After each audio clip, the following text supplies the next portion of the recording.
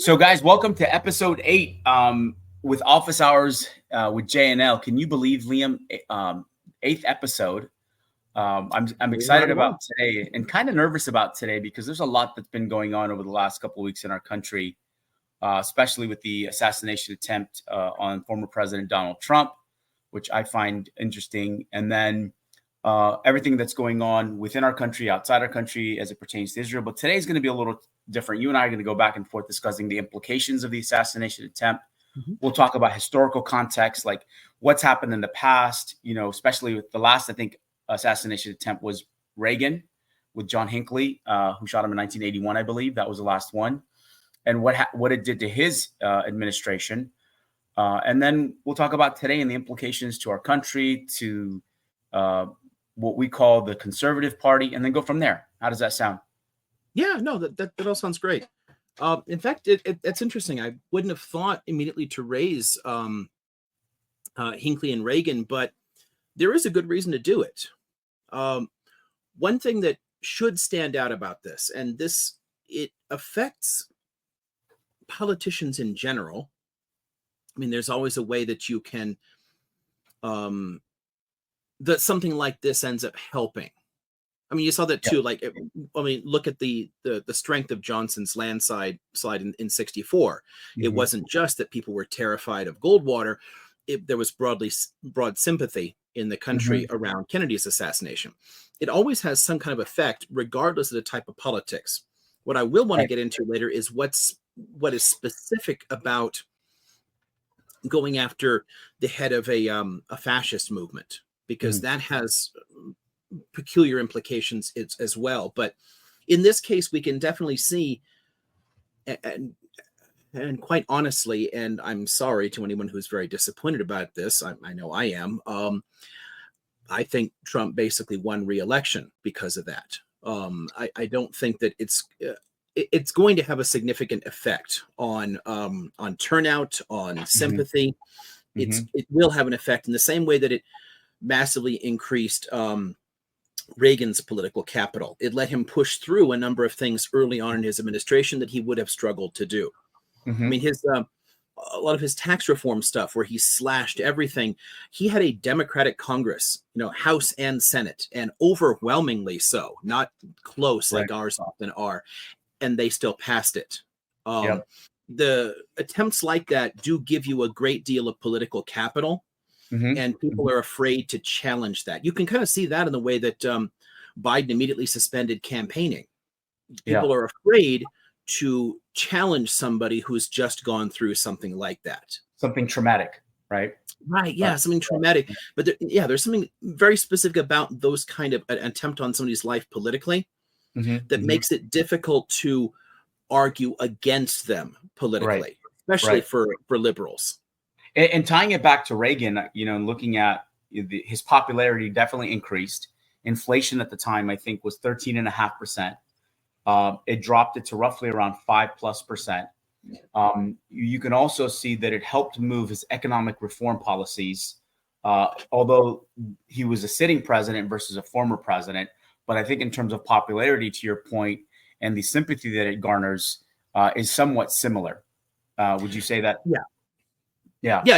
There is a real similarity there. And it's not that Trump isn't just a former president. He's his party's nominee for an election still too. So he's both a former president and a current contender for one, which is a bit different than, say, if, I don't know, somebody had taken shots at Carter or Nixon after they'd left office. It would have worked differently because they don't need political capital. They're out of the game. Yeah, Trump is very much the head of his party, and he has captured the Republican Party to a greater degree than really any modern Republican has. I mean, and a lot of that in terms of the party, in terms of the structure of it, the leadership of the RNC, the congressional delegations, all that, they base a lot on how they deal with the president, how deferential they are to him, based upon his popularity with the voters. And Trump is the most popular Republican candidate in a century. And so I think so when you look at polls today, I'm not sure if there's much of a difference. I think at one point they were kind of tied in terms of the race. Where have you had a chance to look at where they are today relatively to popularity status outside of us speaking about the potential of gaining more popularity? Quite honestly, polls of the sort that usually run in newspapers and on televisions in the US, they're frankly useless for gauging whether or not someone is going to be successful. And it's interesting to me the degree to which people continually refuse to learn that lesson, no matter how often they're wrong. Because when they do these kind of polls, they're generally national polls. And that doesn't matter at all. Not only do tons of likely voters not participate in them, I've never answered one, but it also, our elections are decided at the state level. That's just a basic constitutional issue. Oh, the sliding door only. Oh, okay. Sorry, just I want to get rid of background noise. So, polls. So continue. I didn't mean to interrupt. It works only at the state level. So realistically, what you need to do is look at polling only in certain areas. So a poll in Michigan is useful. A poll in Pennsylvania is useful. But any kind of national polling is frankly a waste of time to pay attention to. It's just a little bit of like popularity contest with the kind of people who are likely to answer polls. And even there, looking at the state level, you need to use a variety of different types of polling because not everyone participates in them. I was amazed at this in 16 that so many people were caught flat-footed on this. So like, well, the media all said Hillary was going to win, that it was like, that was in the bag, all the polls said. I'm like, no, they didn't. If you actually paid attention to what was happening in places like Wisconsin and Michigan, this wouldn't have surprised you. There's a reason I was so worried in 16, and a reason that Michael Moore said that Trump was absolutely going to win. You have to pay attention only in a handful of areas. Whether or not California likes Trump or Biden honestly makes no difference at all. And so taking a step back outside the polls, I find it interesting in this guy who attempted the assassination touted about how much he hated Republicans on video, right? I'm not sure if you've seen the video, but didn't make any mention of what he was going to do. But at the end of the day, I mean, spewing hate rhetoric, saying that you hate the Donald Trump, you hate Republicans, and yet the intelligence community, the Secret Service, nobody caught that, right? But yet go post something about Palestine, and that gets suppressed right away because it goes through the quote unquote the approval process, and I'm baffled by that. It's like, wait a minute, the guy just posted he hates the former president, he hates the Republican Party. You could have perused through his social media, and he could have been a potential threat. Yet even the snipers on the roof didn't notice that he was garnishing, I think, an AR rifle. So the snipers are there to curtail this kind of stuff, and nobody caught that. I saw a post the other day, and I don't know if it's true or not. A friend of mine showed it to me, saying that one of the snipers on the roof actually had him in his sights, and it was instructed not to take a shot. I don't know how true that is. I'm not trying to, put out a conspiracy theory, and who knows where that came from. But this is supposedly come from a sniper that talked about, hey, I told my commander that I saw him in my sights. I asked if I could take a shot, and they said, hold off. Then the other piece that really baffles me is that Secret Service's reaction to the firing of a weapon to Donald Trump, right? Then then allowing him to come up and pump his fist. When did Secret Service allow you to engage in that type of behavior? You protect. Yeah, instead of just tackling somebody to get them out of the way. Yeah. You're supposed to dogpile this guy. You dogpile him. You don't let him come up and pump his fist up, no matter whether you think it's a safe environment or not. Because who knows if there were multiple shooters? Obviously there weren't. But what's wrong with Secret Service? What are they thinking? Yeah, it's hard to say what's really going on there. Although, given the degree to which Trump is motivated by personal loyalty and demands a certain deference from people around him, the people who are on his actual detail may know what he would expect to be able to do. So there's, and being able to just jump the guy and knock him down may have been difficult for them initially in that. It's hard to say. I really don't know. There's so many things about this that don't make sense. Like that they were watching the shooter for 3 minutes before the first shot.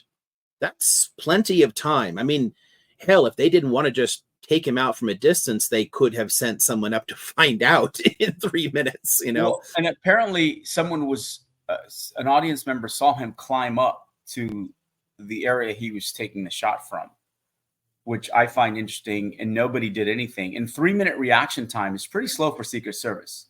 It really is, yeah. I mean, they've had plenty of past experience in this to develop good routines for how to manage this stuff, and it's interesting that they're still quite bad at it. Although, granted, there has to be some element of risk in politics because you are speaking in public. You can't completely control an environment, but sure, they do have a lot of resources to check sites out before, to watch the whole area. And people have to know that as polarized as a lot of things are in this country, that something like this easily could happen to any candidates at this point. I mean, we've had shootings much more recently than this. I mean, look at like Steve Scalise was shot. You know, there's been a number of them in recent years. Or was Gabby Giffords? I don't remember Gabby, but I do remember Steve. He was shot on the baseball field. Yeah, and she was actually shot in the head. You know, it's amazing that she survived. You know, I think it was in the head. Yeah, it was a long recovery in that. But yeah, I think her husband ended up taking her position, whatnot. There's been a number of people in politics that have been shot at.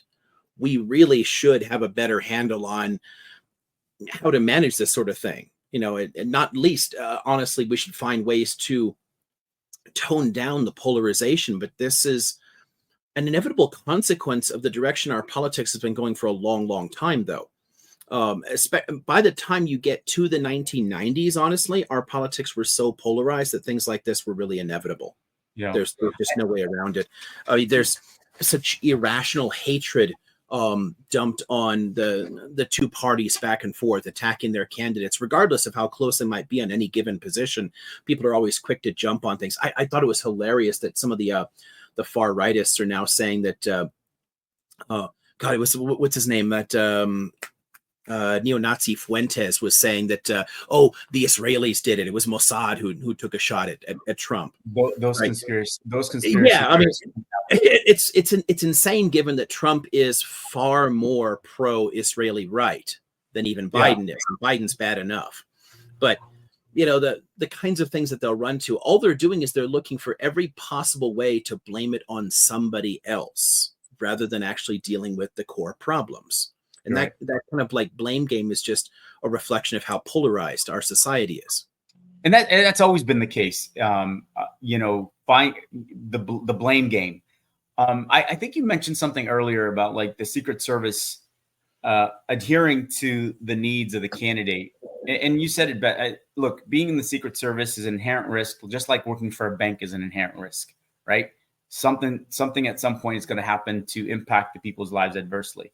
But at the end of the day, if you're in the Secret Service, or your job, regardless of what you think the candidate or the president wants, is to protect that candidate. I don't care if he tells you my goal is to gain popularity. You can gain popularity after everything has been settled. Then you can come up and raise your fist and pump like you are at the Arsenio Hall show. So I don't care as a leader in the security service detail. But then again, I'm speaking just from an observer's standpoint, not someone who's been in the Secret Service. So I could be completely it does seem honestly kind of insane to be deferential to any of that stuff, but politics is a game to some degree, and it's relatively difficult to control some candidates. I can imagine Trump would be very difficult to control. So it's I honestly, again, we have no idea why they acted the way they did. We'll find out eventually if some investigation is classified. At some point in someone's biography. So what's Yeah, next for the country? What's next for the country? How do you see this unfolding? The real trick in something like this, the thing that's risky about it. Okay, so I want to point to something that's come up a lot in. Well, okay, so I was just talking again to somebody about this Jack Black of Tenacious D canceling a concert because his bandmate Gas had said, oh, it's sort of like, what do you want for what do you wish for, and he said, well, I don't miss next time, was his answer. I heard about that. Yeah and he just shut everything down on this.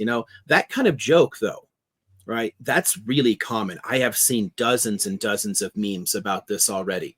It's inevitable that people are going to joke about that because while Trump is very popular with his base, he is also widely hated, and people look for kind of cathartic humor. They point to the dark humor is just sort of a natural response and things like this. But there's something about it, though, because that's worth mentioning, because it's some people have wondered, would it have been better if it had succeeded? How would that have played out? Because there's a lot of fear around this. And I've had people ask me questions about this already. Trump is a danger. Trump is leading a fascist movement. If he gains power again, he's going to do X, Y, and Z. So would it have been better for the country if the shooter had succeeded? And set aside the morality of a question like that, like whether or not somebody's okay with, that kind of action, because that's a whole different question here, and certainly neither of us are going to endorse that kind of political violence in general. No, that's not the point here at all. But there is a strategic aspect of this that's worth understanding. It would have been worse for us if he had been taken out, I would argue, and it's not because because I think of it this way: he would be poised to do well regardless. His movement is already quite strong, and he's very popular. Mm-hmm. But one thing that, again, is distinct about this, and we probably should take a step back in a moment and define these, but it's a pet peeve of mine that we keep referring to Trump and his party as conservative when they're not. Mm. That's the Democratic Party at this point. The Democratic Party has been a conservative party for a while. The Republicans are not. This is a neo-fascist populist movement that he's leading, and one of the single biggest Achilles heels of all fascist movements, whether you're talking about classic era stuff or more contemporary neo-fascist movements around the world, is they always struggle with a succession mechanism. Mm. Who will be in charge next? So when Putin finally keels over, who will inherit his popularity? Arguably, nobody. That's the problem with it, because fascist movements thrive on internal competition. They have people snapping at each other, tearing each other down.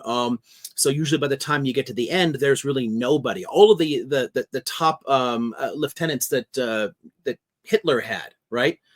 By the time he died, it was Grand Admiral Dönitz that took power, and he didn't want the job and he immediately surrendered. All of the loyalists, all the people who were super into the party and whatnot, they were just picked off one by one out of the infighting. That's sort of normal. Look at kind of like a fight club. When Franco died. When Franco died in the 80s, Spain just became a democracy again because there was no one who could hold that together anymore. Right. So the trick with Trump is the way an assassination attempt would work, or a success. So if somebody succeeded in taking him out, because let's be honest about it, he's in his late 70s. He's not going to live forever, right? So right now, the movement would struggle to survive and choose a successor. There'd be a lot of fighting among the potential successors if he just died naturally. In an assassination attempt, somebody would be able to claim the mantle more effectively and hold a movement together. So a younger person could easily inherit Trump's popularity by default and carry that forward. And that, in the long run, is much more dangerous because we'll have a hard enough time defeating the entrenched fascist trends on the right in the US as it is. It'll be much harder if you end up with another charismatic, much younger person carrying that forward for the next generation. So take a pause. Done that. Take a pause for a second, because I want to go back to something you said. So natural cause of death not as easy for someone to assume his role and his popularity. Through an assassination attempt that's successful, and again, we don't condone any violence. Right. Let's just preface it by saying that it would be easier for someone to take on his popularity. Why? Yes. Why is that? Like, clarify it more for the audience. Because there are the trick there is there'd be so much anger about it that the first person who really got up there and said the right things would draw a lot of that sympathy to them like a magnet. The passions are much higher, and when the passions are higher, it's easier to latch onto it. One of the things that's most crucial about understanding any kind of fascist or neo-fascist movement, or even more broadly right populist movements, is that they're centered in a way on the charisma of the leader and on passions, on emotion. They're not really rational or logical ideas.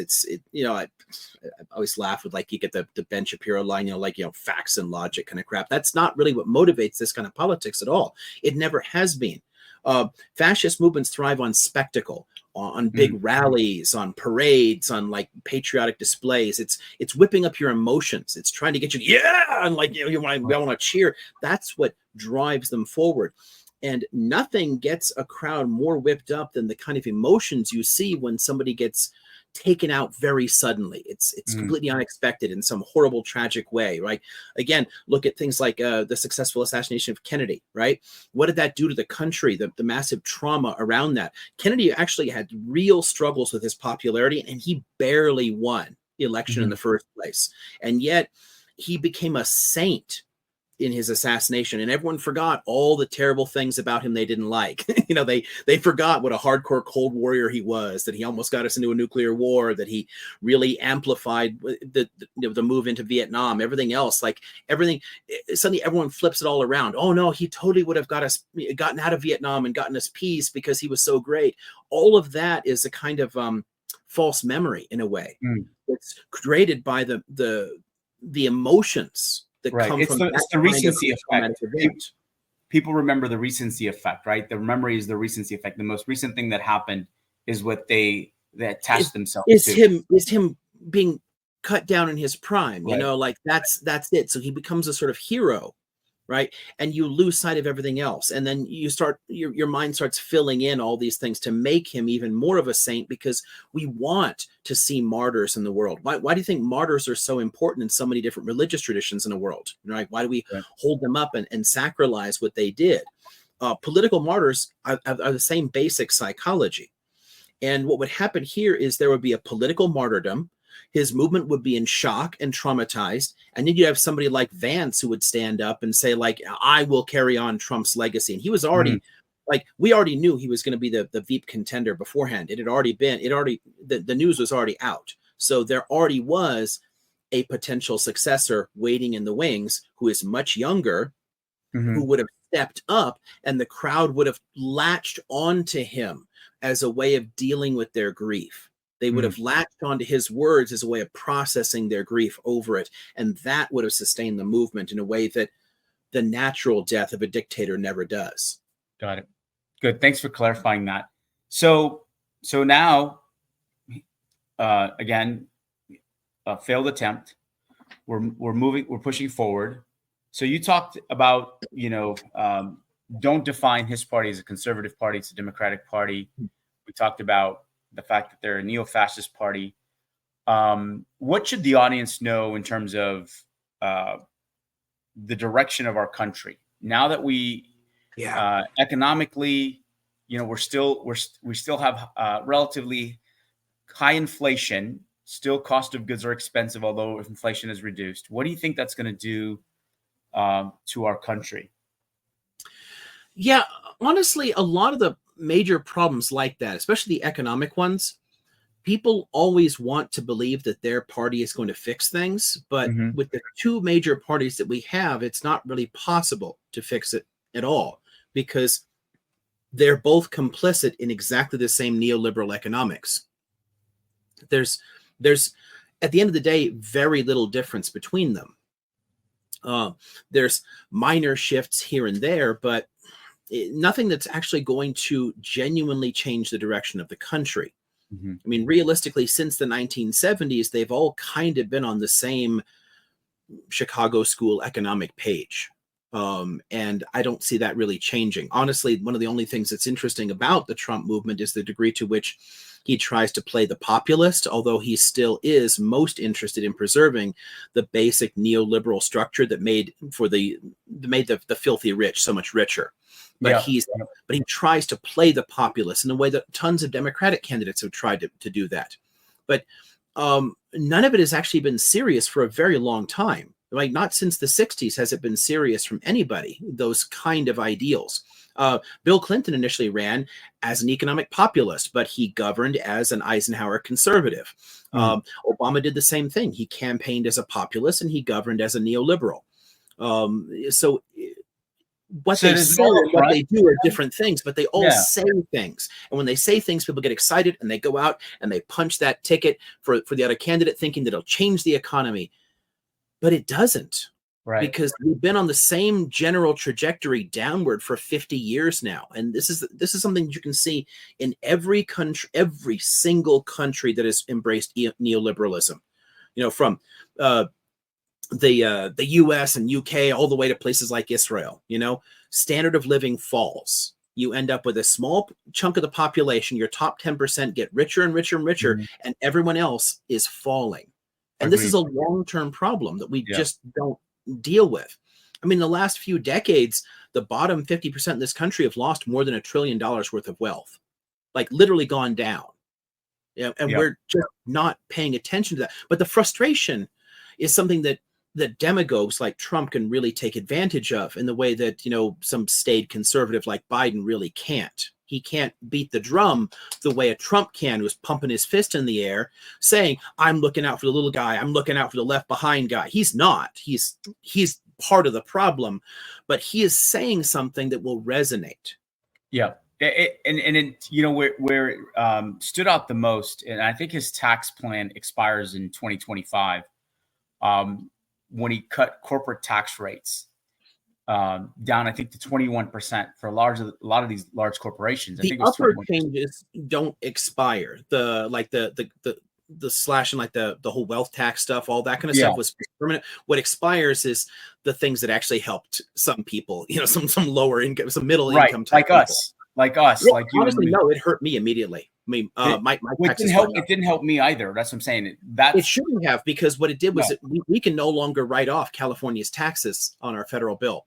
Correct. So my tax bill shot way the hell up. It hindered me as well. But yet, when you cut corporate tax rates for these large corporations, get them to 21%, and they're supposed to inject money into their employees, none of that really happened. I mean, very minimally did it. That's the problem ultimately. And what we should do is honestly pick up sometime in future. We should pick up and do our like capitalism part 2 and get up to the finance capitalism era. Because what they've got here, the short is that the logic is all wrong on this. So assume you want a capitalist economy, right? And I'm sure not everyone listening does. I know I wouldn't, but set that aside. Set that aside completely, right? Assume you want a functioning capitalist economy and you want it to do well. Right? The people who do capitalism very well are places like the Scandinavian countries or the Northwest European countries, the Dutch, the Germans, the Swedes, the Norwegians, right? They do it well, and they have freer trade than we do, fewer barriers on it, and it doesn't hurt them. The Germans actually export more than the US does. And I don't mean per capita, but because our population is almost 4 times theirs, and they literally export more stuff than we do. So you can do this well and survive well enough without destroying people's standard of living, but you have to understand where the incentives lie in a capitalist economy. If you lower taxes on the rich, what it does is it incentivizes not investing, because they can make a shitload of money just by sitting on their asses and letting their investments do it all for them. Like just play the stock market, play the speculation game. Because most of the stock market is just speculation at this point. It's not connected to the real economy. Right. It's, it doesn't really reflect how many employees, how much is being produced, how much is being exported, like how many factories you own. What it does is whether people think the new iPhone such and such model is going to sell really well. So it pushes the prices up. It's all that speculation that drives it. So if you cut their taxes, it takes away the incentive to invest the money. If you have high taxes on the rich, they know that a significant amount of money, their money is going to go to the government. And there's only two things you can do about that. One is aim for certain write-offs by reinvesting in your workers. And if you go back to when we had like a 91% rate on the top earners in this country under Eisenhower, there were a lot of people didn't pay that. Because if they built new factories, if they paid their workers more, if they invested in the real economy, their tax rate went down. They had deductions that they could use there. The other is build your company so that it makes a buttload of money, and that increases how much money you're making, overall. Because if they're going to take a lot of it, you have to earn a whole lot more in order to still get super rich, right? Absolutely. So you build the company up. We have no interest in doing that anymore. That's one of the tricks of the contemporary finance capitalism, or what you can honestly call a kind of vulture capitalism, because it's like circling over corpses. People acquire assets, strip companies down, fire people, sell things off in order to make short-term profit and increase the stock value for the shareholders. They're not building companies that will last 100 years anymore. We've lost that. It's the short game that they're looking for. Yes, exactly. It's how can I make a whole lot of money right now, stripping assets down and make myself rich? Not like, how can I genuinely build up an economy for everybody and make a company that will last and employ people? And think about these big corporations that would have pensions for their workers and everything else, good, stable job. You can work there for your whole life, and working there, it affords you the house with the white picket fence and the 2.5 kids and the cat and the dog and everything else. No one can do that anymore, because the money isn't being reinvested in the economy. It's being handed to the top. Like, if you look statistically at this, every single economic gain of the last 30 years has gone to the top 10%. All of it. Most American workers, if you adjust for inflation, make the same or less than they did in the 1970s, but our cost of living is higher. Yeah. I see a problem.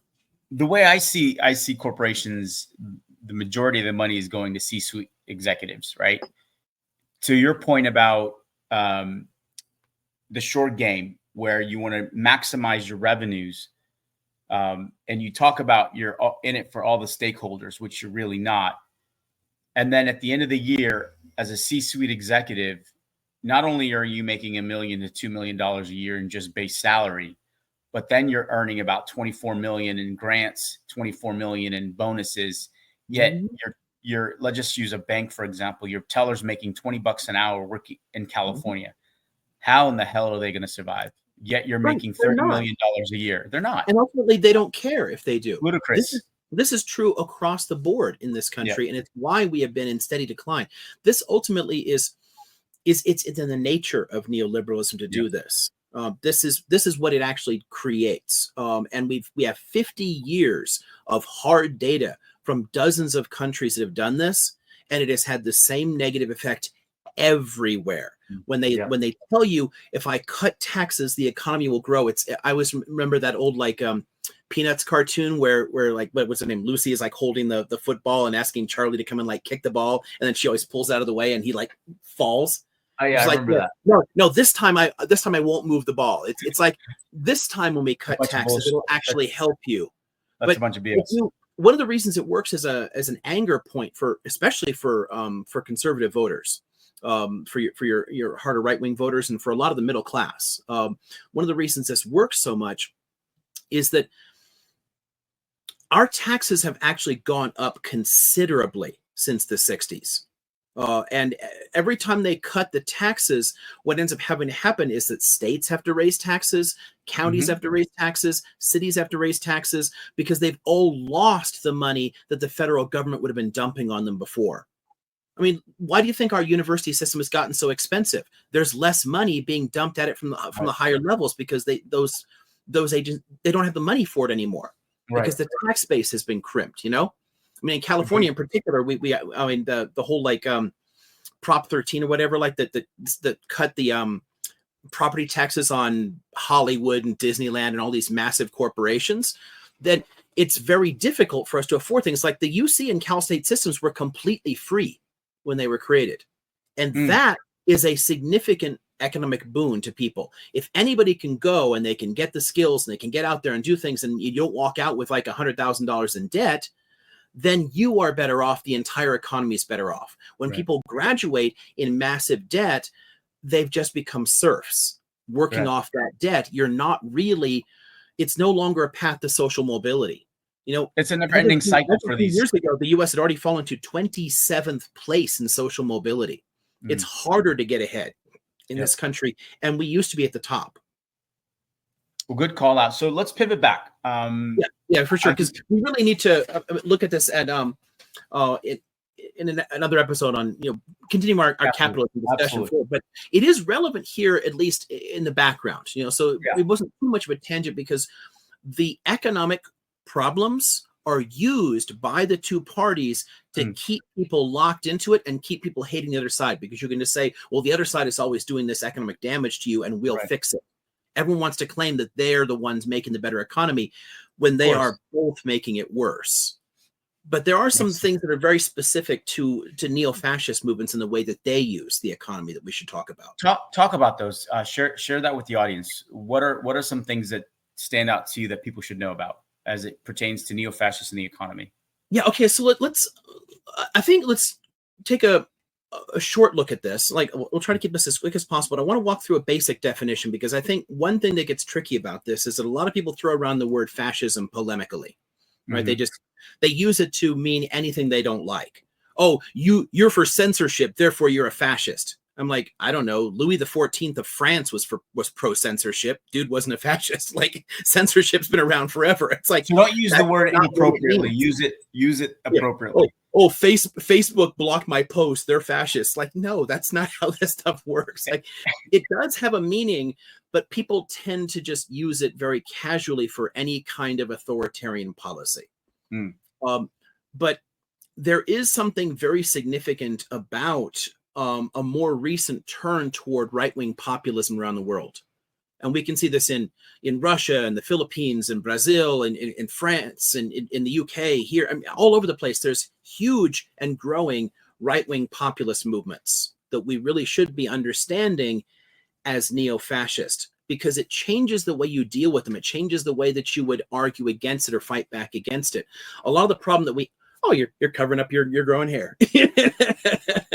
just to give it just to see how it looks, but I can't tell how messy it is on camera. I don't mean to digress, but it's fine. It's fine. Yeah. It's always funny when you start growing your hair out. That's one of the reasons I'm not cutting mine short again, because I had to use like a metric ton of like grease to hold it down. Yeah, I figure at some point it's just going to start like this way. We'll see how much I tolerate it. It's fine for now, though. Go ahead.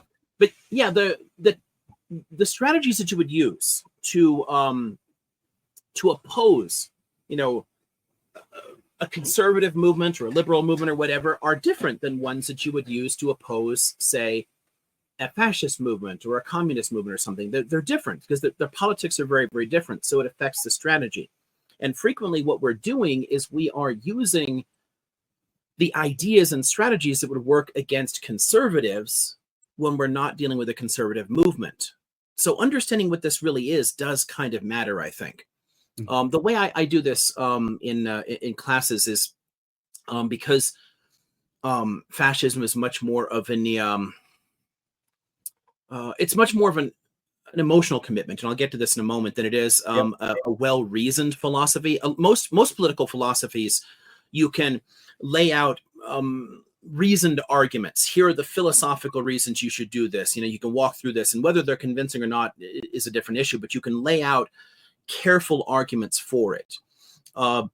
Fascist movements don't generally work that way. Fascist philosophers don't even work really that way, because it's just not how it's structured. The easiest way to recognize it is by recognizing certain characteristics that always show up in these kind of movements. So I'll mention each of them very briefly. I'll say what it is, and then we can make sure we're cool with that, and then kind of move on. But awesome, go for it. So first thing to watch for if you're trying to recognize whether or not you're dealing with a neo-fascist movement or a fascist movement. Oh, actually, just a quick point here. I will let you know that the main difference between fascism and neo-fascism at the end here. There is a difference, right? But right now I'm kind of using them interchangeably because these features all apply whether you're talking about classic era fascist movements or 21st century ones. And I'm taking notes because I might just paraphrase at the end. Yeah, cool. The first thing we have to notice about them is that they're all anti-liberal.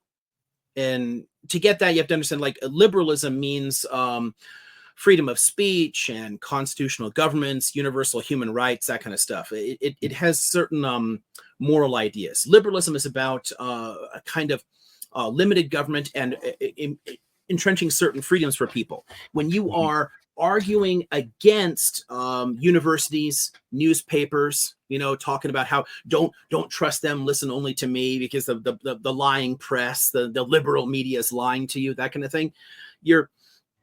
Honestly, you're criticizing some of the basic foundations of constitutional governance. There's a reason that the media is the only institution, the only industry, the only business actually mentioned in the U.S. Constitution and directly protected by it. Because having a free press is essential to any Republican form of government. And anti-liberal movements attack them because at the end of the day, they don't want universal human rights. They want rights for certain people. They don't want universal free speech. They want free speech only for some people. They don't want democracy for everybody. They want democracy for people like them. They want minority rule ultimately. Makes sense. That one cool? Yeah, it's spot on. It's spot on. So anti-liberal, somewhat. So totally following you so far. Yeah. But one of the tricks here in this is, and what throws a lot of people off, is that fascist movements are also anti-conservative. And again, you got to think about what does it actually mean to be conservative. This is why it's honestly so laughable me to see a lot of the Trumpist faction, the MAGA types out there saying we're conservatives. Like, you're not, because conservatives say this is fine, don't change much from here. Like, you're trying to conserve a system, you're trying to conserve a status quo. But even there, all conservative movements, going back to the founder of modern conservatism with Edmund Burke, have all said change is inevitable and will happen.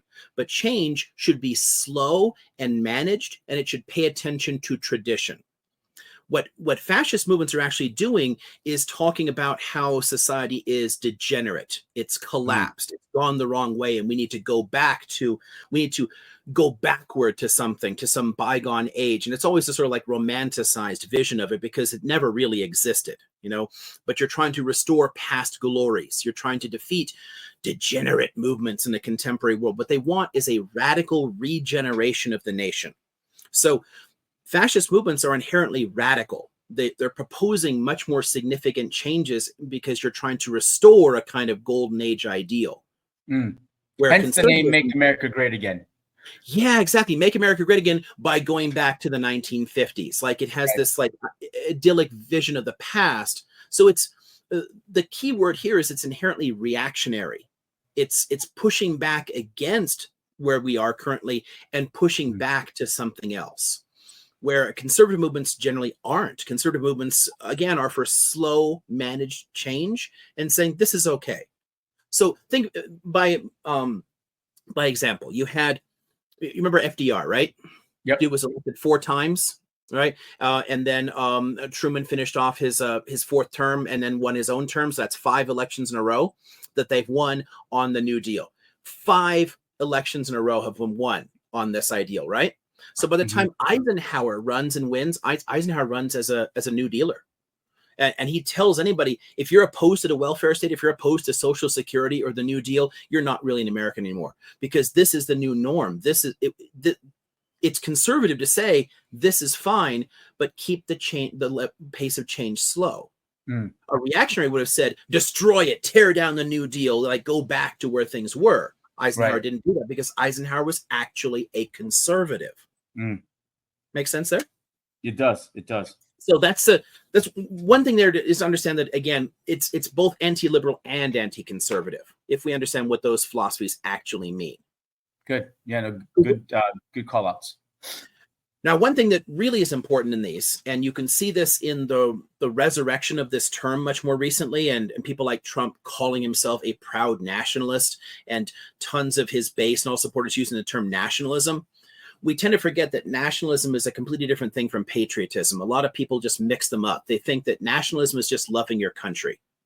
But no, nationalism is loving your nation, and nations and countries are different things, right? A nation is a group of people. Oh, okay. Short is the nation is a group of people. Yeah. Right. Where a country is a government with sovereign institutions. So like a state, like a sovereign state. Okay. Right. So your laws and your borders and your military and your police and your flag and your government and your Supreme Court, all that kind of crap. That's you'd be patriotic if you said, I love that. Right. I support my country. I'll fight for my country. That's patriotism. My nation is a group of people. Now, you can define nations in different ways. So when they're nationalists, they're talking about a very specific vision of Americans that doesn't usually include a lot of people. Like it would include Black and brown people and Muslims. So it's an exclusive party. Yeah, it's because it's a particular view of it. So think about when we talk about white nationalists or Christian nationalists or something. There's an element of those two things that's actually part of the nationalist identity, the national identity that the Trumpist movement pushes. So even if you have, oh, hey, look, here's a Black fan of Trump, these are people who've actually swallowed a lot of the white supremacist rhetoric that underlies it, right? There's a certain ideological core to it, rooted in America's own racist settler colonial history. And it creates a particular Christian nationalist vision of like conquest and settlement of the prairies and everything else that's part of their own romantic ideal. They are in favor of a particular group of people who are like them, which means that if you oppose them, so I don't know, atheists, leftists, immigrants, these are all problems for nationalist movements because they're people who don't fit their understanding of what it means to be American. I'm sure you've seen this before. I get it all the freaking time. Well, if you don't love America, why don't you just leave it? Of course, always. But that idea is even a couple of days ago patriotic, because I mean, sorry kids, I was born here, and I mean my great grandparents migrated to this country. We've been here for a long time, so I'm American. I'm not going anywhere. Right. Yeah. I mean, but they want Americans to be like them. Right. That's nationalism, and fascism is hyper nationalistic. Got it. I want to define those one more time and just paraphrase what you talked about. So nationalism, group of people, an exclusive party, in the simplest terms, those who associate with your ideals. Patriotism is government, believing in policy, believing in military. That's patriotism as you described it. Is that a pretty accurate assessment in a nutshell? A patriot supports their state or country. Got it. Like simply speaking, a state is governing institutions, right? Perfect. Which is why, like, okay, we live in the state of California and in the United States, and both of those are states. A state is governing institutions, borders, laws, government, in all that kind of stuff, right? And a patriot likes that. So like you can be a patriotic American and a patriotic Californian. I love being a Californian and I love being an American. I support my government. Oh, my government's going to war. I'm going to support my government. That kind of stuff. That's patriotic because you support the institutions of the government, Declaration of Independence, all that kind of crap. Nationalists support a group of people. So for a lot of people who are watching this that know that we talk in a lot of our other lives about like the whole Israel-Palestine fight and all that kind of stuff, right? Put it into those terms, right? So Palestine is a state already. When people are talking about Palestinian statehood, they're missing the fact that it's been a state for a long freaking time. What it isn't is a country because it's not sovereign. So California is a state, but it's not a country because it's part of the United States and is therefore non-sovereign. But Palestine has a government. It just doesn't control land.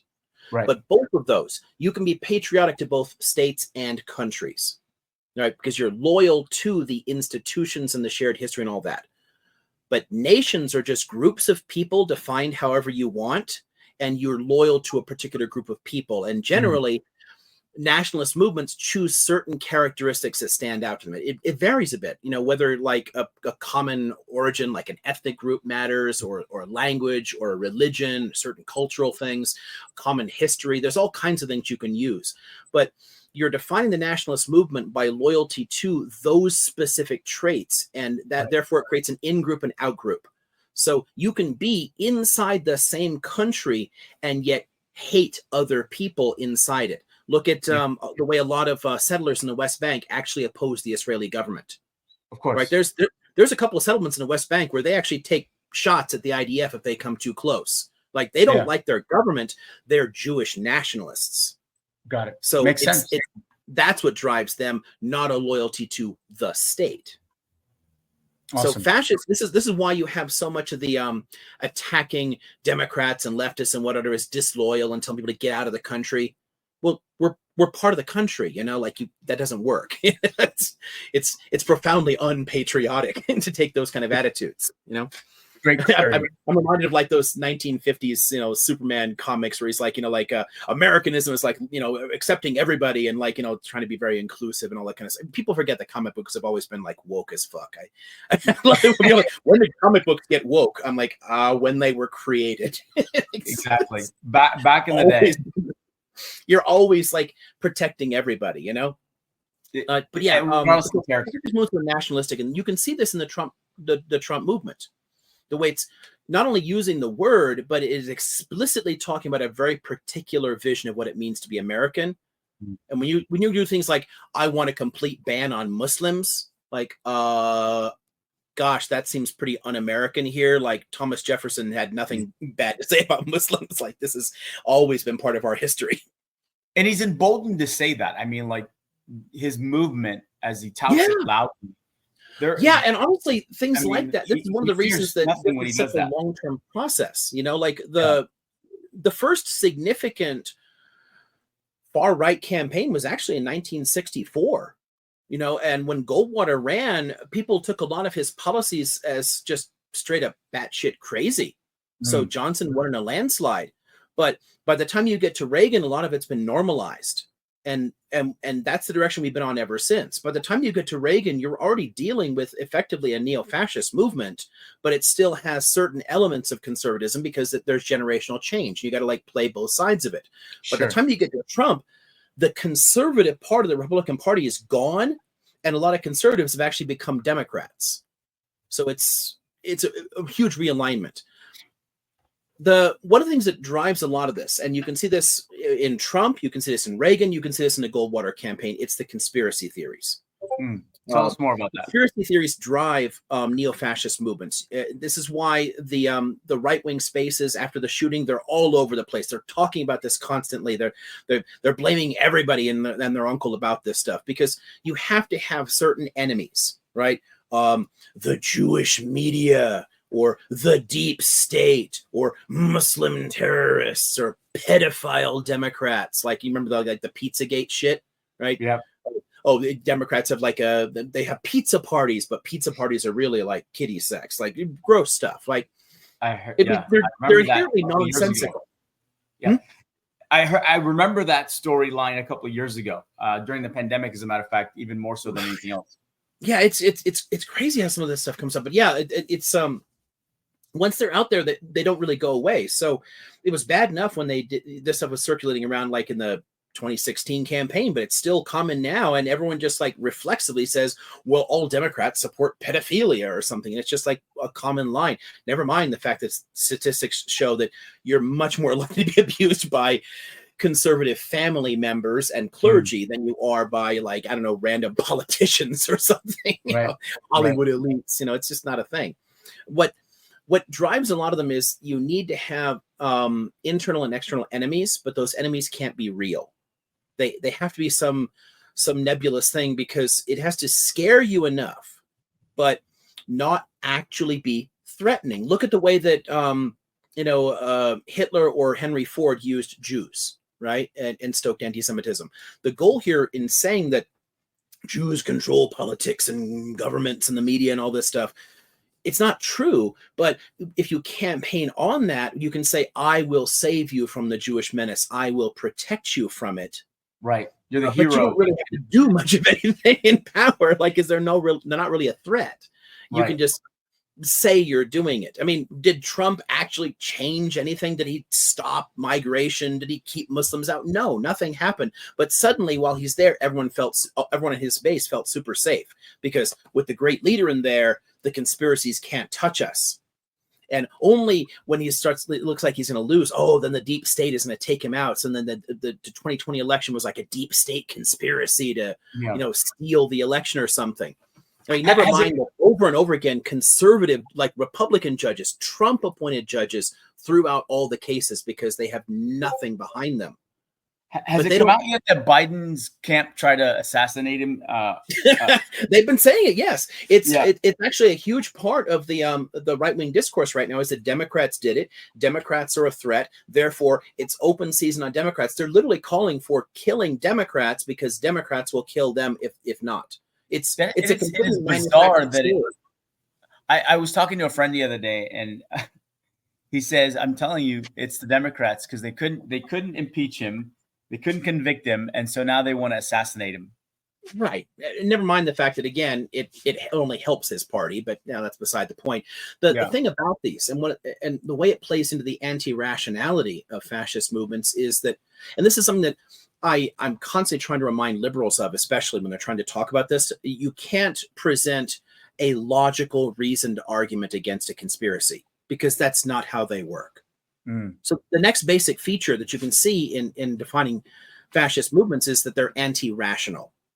And that plays into that connects to the conservative aspect of it in this sense, because if your commitment to these ideas isn't based on evidence, it's based on a feeling, on a kind of group thing, on like this makes sense, and you just run with it. And it doesn't matter how much evidence piles up. So we can show so much evidence that the 2020 election was not stolen, and they all still believe it because they have to. The anti-rational basis of it, you could see from the beginning of the Trump campaign, because the way that he's leaned on rallies, like on big spectacle stuff, like his initial campaign. And then this is really rare for major American politicians. All through his presidency, he continued to hold major campaign rallies.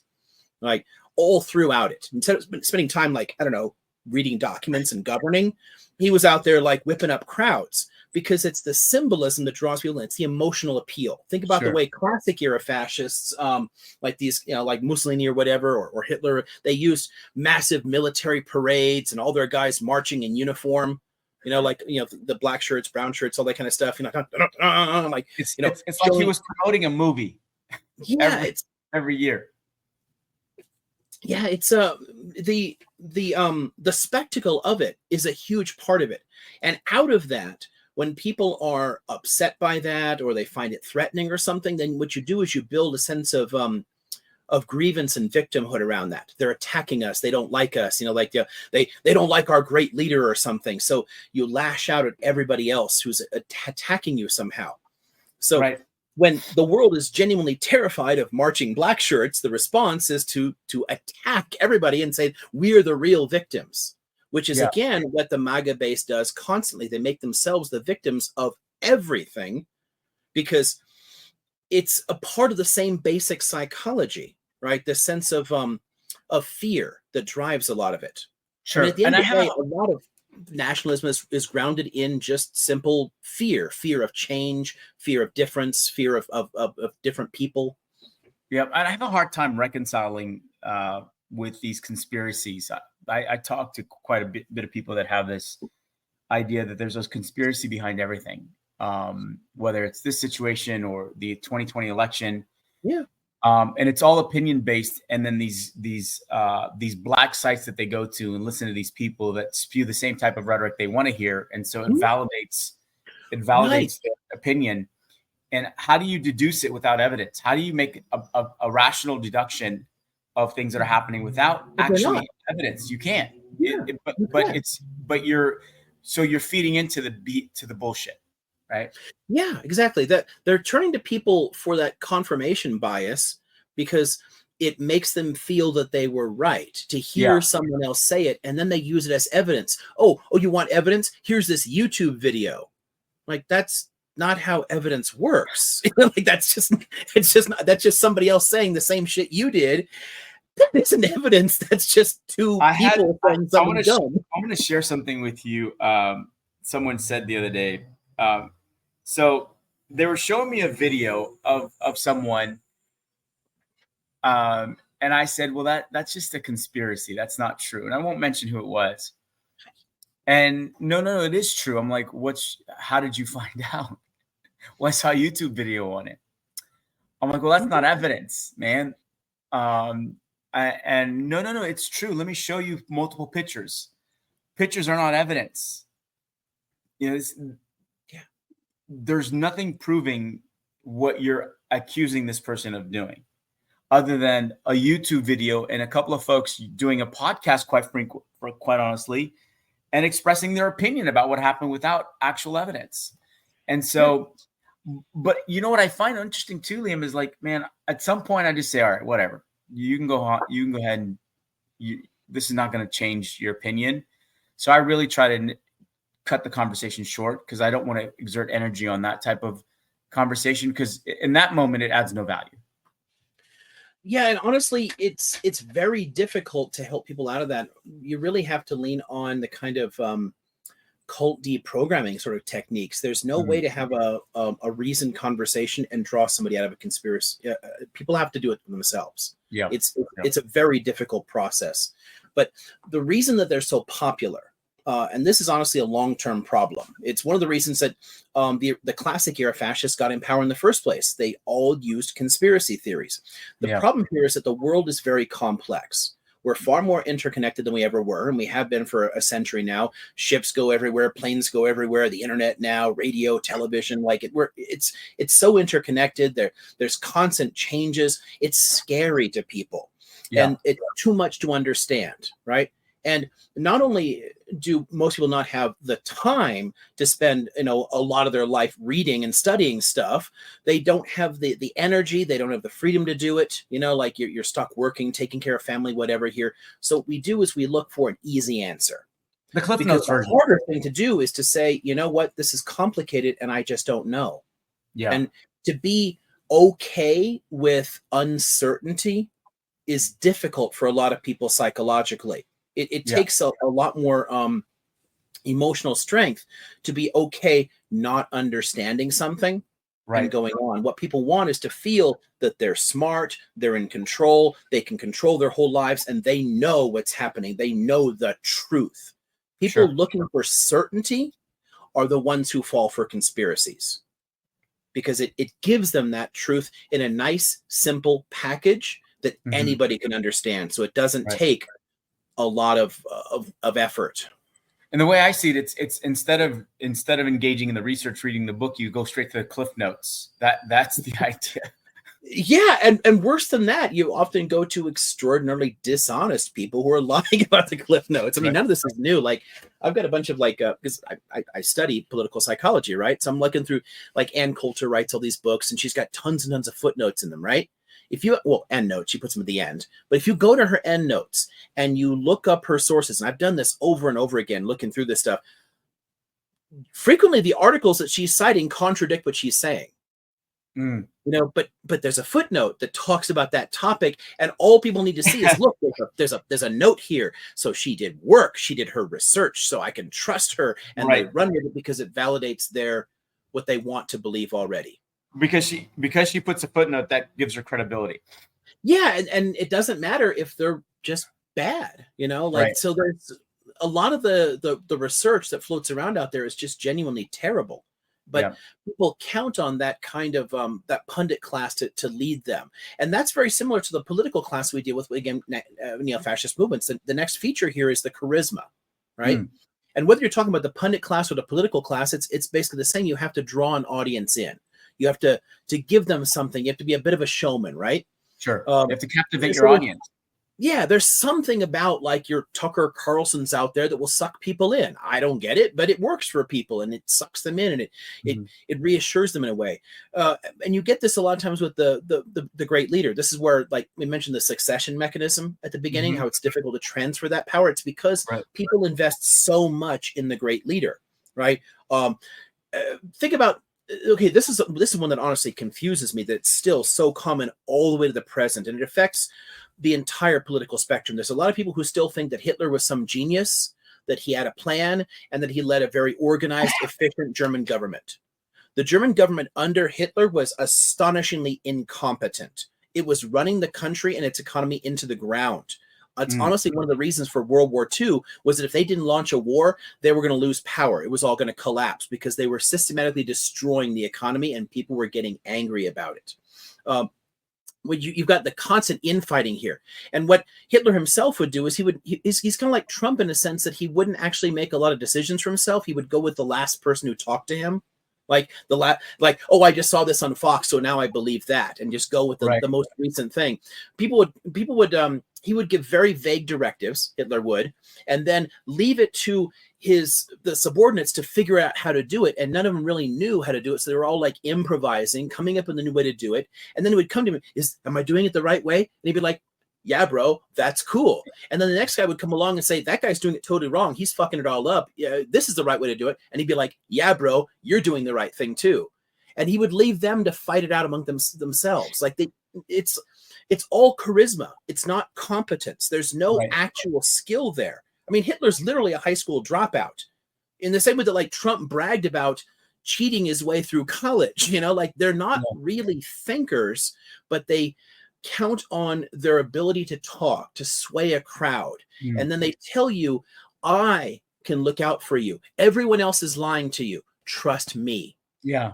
The media is the enemy. All these other people are enemies, but I know the truth and I'm looking out for you. Trust me first. And when you invest that much in an individual, not into an ideology or a party, but into an individual, the movement is actually kind of fragile. Yeah, this is why the assassination, things like an assassination, are actually kind of dangerous there, because the Trumpist movement will struggle to survive without him. Yeah, but take him out at the prime when he's like a powerful, popular figure, and the party loves him. Knock him out then, and somebody else can take that mantle and carry it forward. Yeah, but it's very difficult to transfer normally. It's interesting that you would think. That there needs to be substance behind the leader, but to your point, charisma can captivate. It's all charisma. Yeah. So okay, the substance one is it's interesting the degree to which these politics again are tied to things like anti-intellectualism.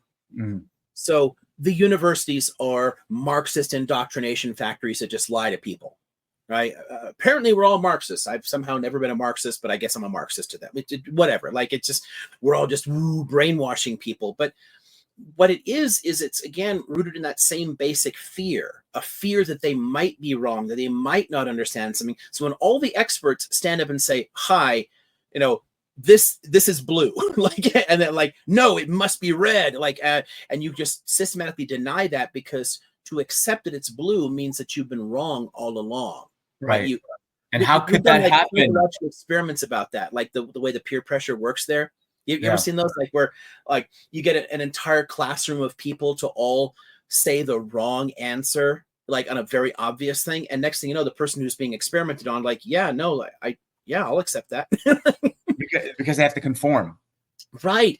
They have to conform. We like to think that we're rational animals, and we're really not. We're just capable of it. Yeah. But most of our decisions aren't really rational, and most of our belief systems are socially constructed. They come from the people around us in our particular circle, and it's very hard to change that.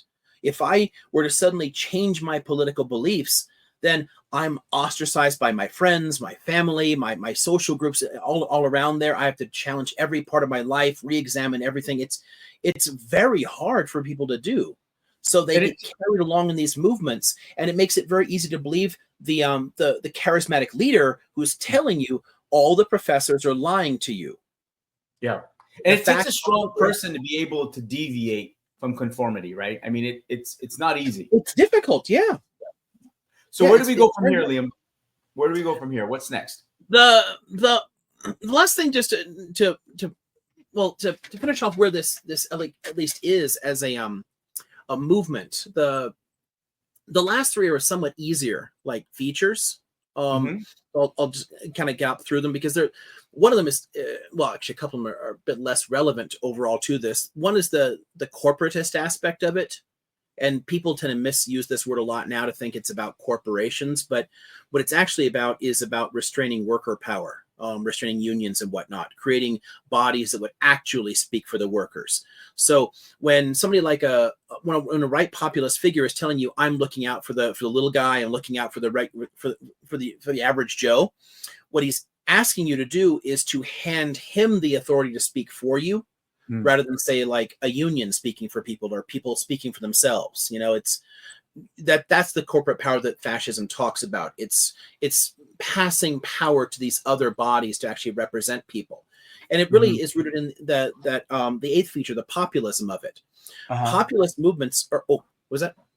No, go ahead. Keep going. Populist movements are always rooted somehow in ordinary people. And it means that there's both left and right forms of populism.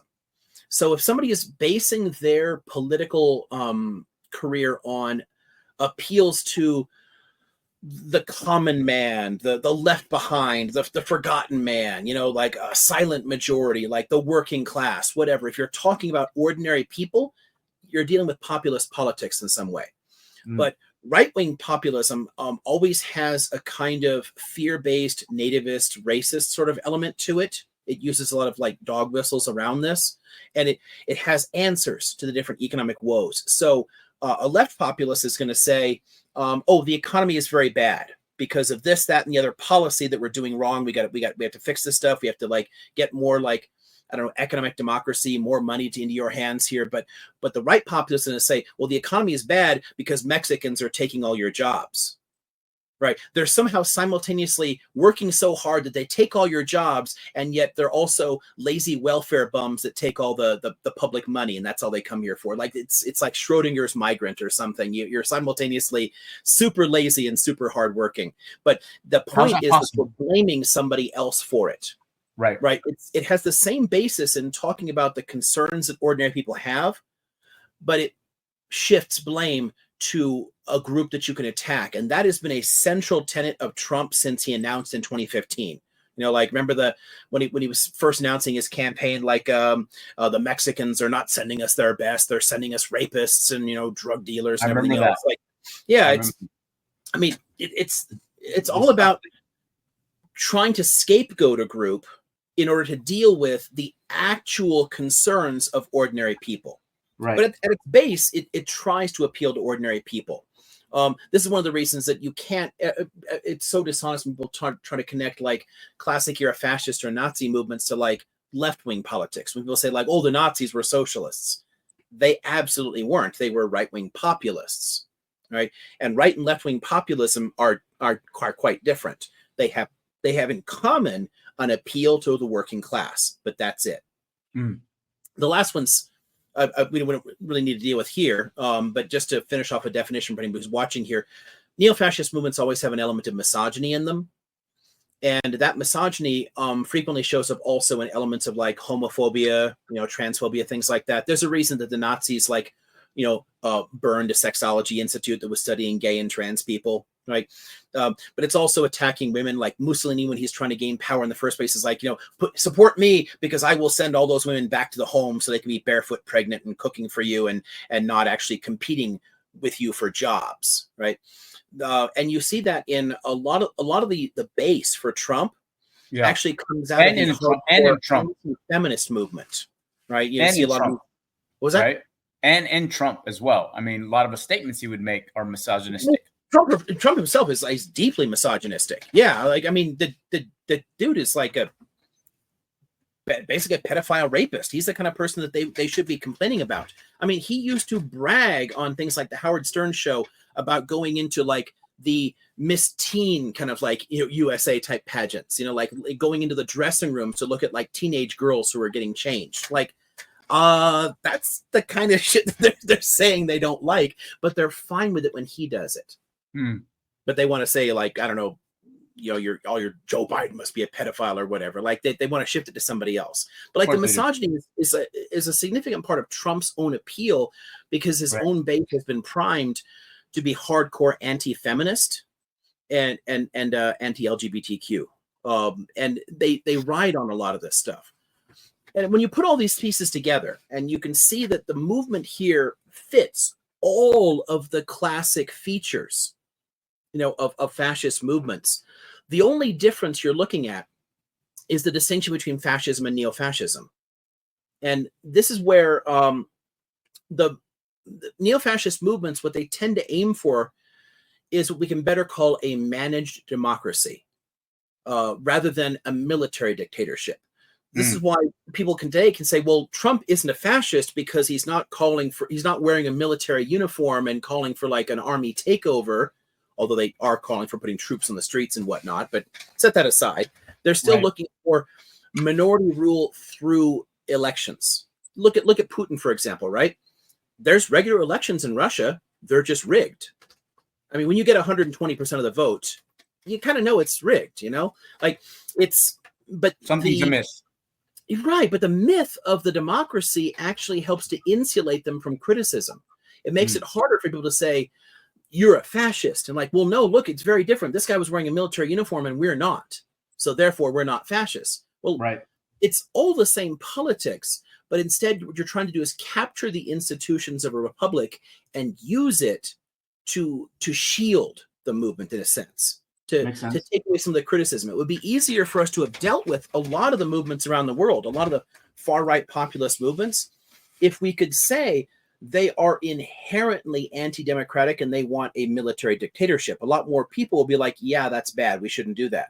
But when you're like Marine Le Pen in France is out there like acting like they're a normal political party, then people can be like, yeah, no, it wouldn't be like the fascists all over again. It's just a normal political party, you know, and they'll go vote for it. You know, yeah, and I think to your point, like not wearing a uniform doesn't mean that you don't adhere to the same guidelines. Right, exactly. It's basically the same politics, but it takes a slightly different form because they learned certain lessons. Right. And you can see this in the neo-fascist movements that spring up as early as the 1950s. They decided that they needed a different type of aesthetic. They were going to keep the same basic ideas, and whether you're talking about like the movements in, say, like Austria or Italy, where neo-fascist movements were there from the beginning, or the significant shift in the United States that you start seeing around the 1950s with like the Birchers and the push toward Goldwater and whatnot. What they're doing is they're learning the lessons of classic era fascism and where it caused problems. And two of those lessons are the dictatorship side is alienating to a lot of people because democracies have been around for a while. People are kind of used to them. They're the new conservative norm. So we want to preserve that. And then military dictatorships go to war. And those kind of wars of conquest aren't very popular. Right. Look at the Turning Point USA people out there saying like, oh, Hitler was fine. He only had a problem when he invaded Poland. When he invaded countries, that's when he stepped out of line. But all the rest of it was okay to them. Oh, yeah. Which is a terrible lesson to take out of this because of all the horrifying shit he did in those first 6 years.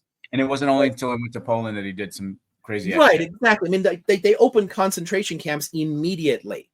Like there were problems from day one with this movement. What they're doing is they're trying to avoid certain pitfalls that everyone associates with bad. Everyone associates this is World War II bad. No one wants that again. So you set a couple of those surface issues away, but you don't actually change the core ideology. And what we're really dealing with the MAGA movement, and I think the single best thing anybody can carry out of this is to stop treating them as if they were actually conservatives. They haven't been for a long, long time. And by this point, the MAGA movement is more or less neo-Nazi in most of its basic characteristics. You know, it's quite bad. But we treat it as if they're normal conservatives and they can run in elections and we can survive it. It won't be a problem. Our institutions will make it. This is a mistake. The single most important thing to think about how all of this works, and none of it hinges on a single election too. So don't think that I'm trying to be like, because I don't know, the whole like 2025 stuff that everyone talks about, all the things that Heritage wants to happen if they get their good conservative Project 2025. Yeah. None of that's new. Like they've wanted that stuff for decades, right? Don't think that somehow defeating Trump and re-electing Biden ends that threat, because that threat has been there for decades and they've been steadily checking off boxes and getting things that they want. And every time they do it, they weaken the institutions here. I mean, Trump in his first term appointed 25% of the federal judiciary. And a lot of the judges he picked were not qualified for their job. They were chosen for ideology. They were chosen because they were reliably neo-fascist. That is putting tremendous strain on our institutions. There's a lot of ways in which we're creaking. Our Constitution was not designed to resist this kind of movement, because hell, when it was written, political parties weren't even a thing. Like, they literally did not expect political parties to. The first president was elected without one, right? They certainly weren't expecting charismatic demagogues to be campaigning here. And we keep expecting that our institutions will protect us and that we can just survive, and that the way to defeat this is at the ballot box. You cannot defeat Trumpism by electing Biden. Right. I'm not saying that that would be a bad thing. I'm saying, because Trump is terrible, but I'm saying that does not solve the problem. It's a bigger issue than. It's a much bigger problem. Right. So we're at 1:30 almost.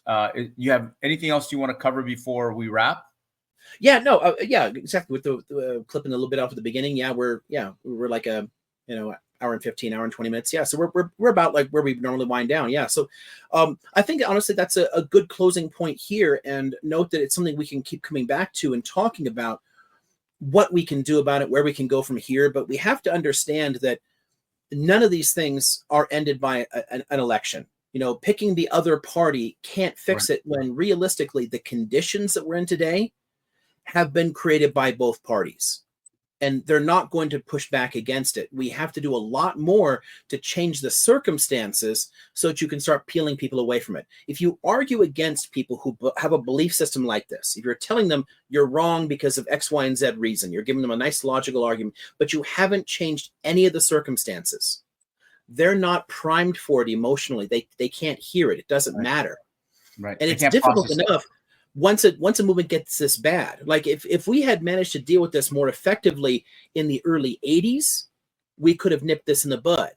By the time you've gone this many decades into the process, it's a lot more like what we dealt with this guy here, because it's worth understanding that. Who is that guy? Hitler, the Nazis. Because if you look at opinion polls taken in West Germany in the mid to late 1950s, 10 years after World War II, after the Nuremberg trials, after everyone knew the Holocaust happened, the same 1/3 of the population loved Hitler as when he was in office. His support did not change at all. Wow. 10 years afterwards. It takes a long time to get rid of some of that stuff. Arguably, there still are strains of that are present throughout German society that they've really not dealt with effectively. But once you're sucked that far down into a cultic rabbit hole, and that's the danger of the MAGA movement and all their red hats and whatnot, once that kind of psychology takes root, it's a generational problem to get rid of it. So we have to change the circumstances, and then we will still have a generational struggle to change people's minds. This is a long-term fight. Electing Biden cannot stop Project 2025. We have a lot more to do, and that's the main thing I want to keep people thinking about here, and why, honestly, don't be fantasizing about somebody else hitting Trump. It doesn't save anything. It honestly would make things worse. We have a much bigger problem on our hands, and that kind of thinking really doesn't help us get there. Yeah, and I agree with you on that note. I considering violence as a way out is just not condonable. So I appreciate you highlighting that. Literally, it's giving them more power. It's playing into their hands. That what they want people to do this. It's an opportunity to run with. I mean, honestly, again, one last parallel you can make just to this movement here. Are you familiar with the Reichstag fire? No, share that. So when Hitler's first elected, right? There's and it was very difficult for it too. They had 2 elections in the same year, and it was very problematic. But finally, the 2 left-wing parties couldn't get along well enough to form a coalition. So he created a minority government. He was given the chancellorship. So Hitler is in power, right? Well, now he has a problem because he has a minority in the legislature. He had only 1/3 of the electorate in the election, right? So he has to deal with somehow working with that. Well, what he does is he instead looks for opportunities to get a dictatorship in place. And what they did was they literally set fire to their own parliament building.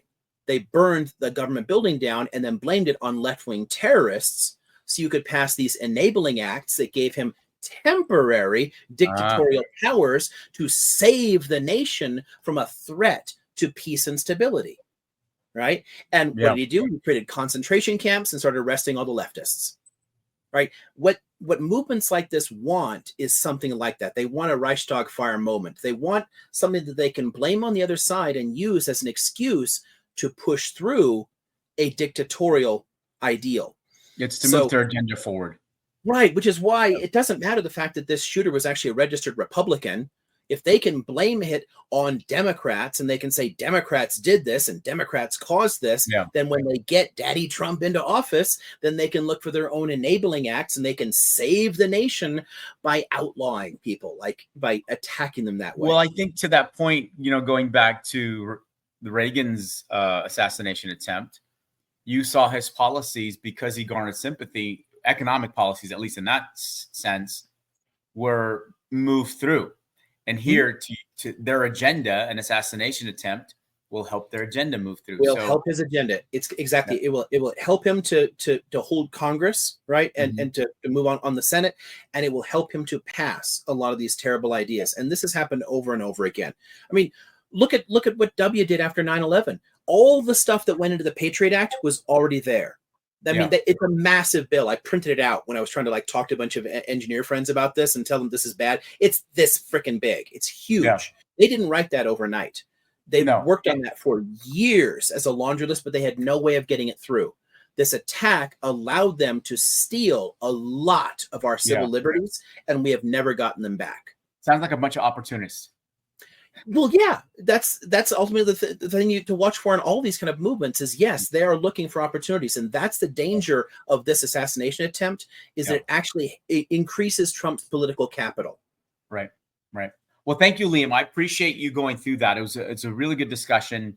And we're going to, do another episode about the initial part of the conversation in terms of capitalism and where it kind of stands today. Something will come back to another day. I'm excited about next week. You want to tell us what next week's episode, as we plan it out, looks like? Who are we having? Okay, so this will be out on Monday, and then next week we're recording. We're recording with a colleague of mine who's an international lawyer, and follows ICJ, ICC, these kind of proceedings. What we want to do is have an opportunity to clarify how do these major international courts work. What is their relationship to Palestine? All right. How can they help? And what are our reasonable expectations for them? And then if any other questions we have that come up there, anything that you've got, or our viewers want to submit questions to us, if you have an opportunity to ask somebody who really knows how ICJ proceedings work, what would you ask? And we can bring that up. And it's a great opportunity to resolve a lot of that kind of stuff, because I've seen a ton of confusion about it over the last 6 months. Should we stream that on TikTok as well at the same time? Thoughts on that? If you want, as long as we're not distracting from it. But I don't know that I don't know, because it also having to look there, it makes it hard to carry the conversation. We could, and there are two of us and one of hers while she's talking. Maybe somebody can be looking and throwing questions out of the chat. Yeah, we could probably try that. I'll see if we can manage that. Otherwise, we'll keep it just the three of us. We can probably, as long as the phone's set up close to the camera you're recording from, so it doesn't look like you're off in the wrong direction. I think it works well enough.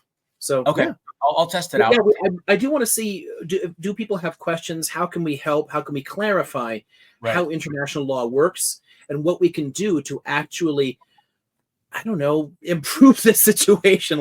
How can we best use these institutions? Yep. Awesome. Well, thank you, Liam. Guys, you've just had a chance to view episode 8. Hopefully you've enjoyed this episode and our discussion. You can catch this obviously on YouTube once it's published on Monday, Podbean, iHeart, Amazon, Apple, and Spotify for audio. Please comment, share your thoughts. Let us know your perspective on what you're hearing. And if there are other topics that you wish to hear about, please put them in the comments. And don't forget to join Dr. Liam O'Mara every Friday. He's live streaming on TikTok for office hours from 3 on. And I go live every Tuesday and Thursday on TikTok for book club from 7:40 p.m. Pacific Standard Time till about 9 o'clock, 9:30. Hopefully you can join us then. Otherwise, we bid you a great rest of your day and a great rest of your week. It's Wednesday for us. And I imagine it's Wednesday for a lot of people in the U.S. and other countries. It's probably Thursday morning. It's Thursday morning already. So thank you all. Appreciate you. Take care. Yeah. Have a good